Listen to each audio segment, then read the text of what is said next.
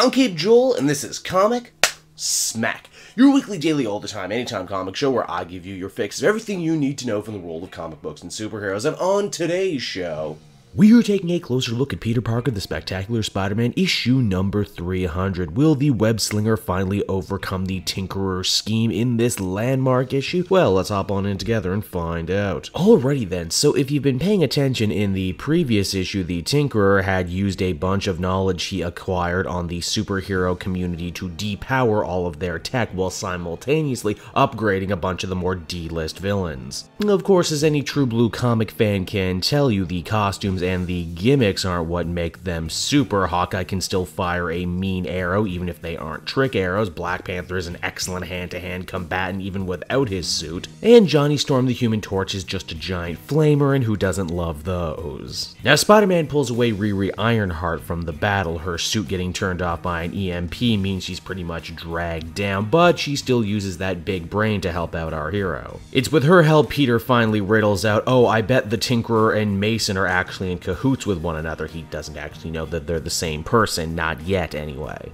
In a very cute scene, Spider-Man tells Ironheart to get to cover until all the fighting is over, but he knows full well as a former young superhero himself, she's gonna run back into the fight first chance she gets. Because, well, that's what he would have done, and that's what any hero worth their salt would have done. Now back over with the Tinkerer, he still has Betty Brant, J. Jonah Jameson, and Teresa, Spider-Man's on-again, off-again sister, hostage. Keep in mind, Teresa still has all this important information floating around in nanomachines in her blood, and it looks like the Tinker's ready to take all his hard-won research back.